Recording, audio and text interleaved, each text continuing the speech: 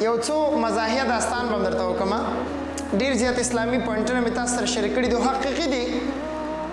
یو څو ورځې مخکې زمونږ کورس ته زمونږ د سکول یو پرنسپل د هغه پامیر کورس ته راغی د هغوی یو لور وه زما په خیال داخلولی ما ته ویل چې زه راځم مالې هر کله راشئ کله چې راغی زما یو شاګرد و خپل شاګرد ته مې پیسې ورکړې چې لاړ شه راني راوړه راني یو قسم پیپسي ده که نه ما ورته لاړ شه یو 2 دانې راني راوړه هغه په منډه منډه لاړ او ډېر ټایم یې تېر کړ ما اوس دا هلک څه شو چې دغه د ادارې ته راننوته او 2 دانې بریاني لاس کې دي بریاني په لاس کې دي ما ورته ویلې راني راوړه زه یې حیران کړم ما دا څه شی کوې ما ته تا ویلې که نه چې سرجي چې بریاني راوړه مالې بیخ دې اوسه بریاني مې نه دي ویلې مالې راني راوړه بېرته ورسره بهر ووتلم پیسې مې بیا ورکړلې بیا څه موده پسې راني راوړله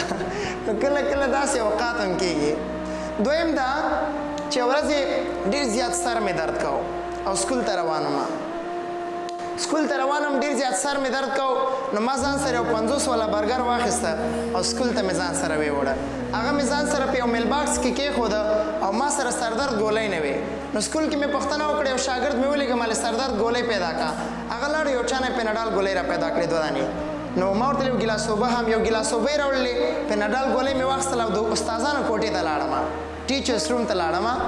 نو چې کله هلته کېناستلم ګولۍ مې لاس کې وه او یو ګیلاس اوبه هم را سره ولې او برګر مې هم راخیستی وه برګر مې راوستو ما ویل چې برګر وخورم ځکه چې په ماړه خوړل کېږي هغه نه پس په بیا زه ګولۍ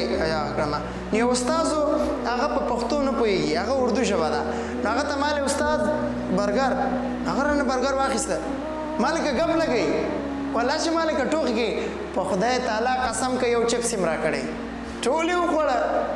ازا داسې ګولۍ مې په لاس کې ګولۍ مې لاس کې او لاس کې مې دې خوا ته من ګیلاس هم نیولی ده ټول برګر یې وخوړه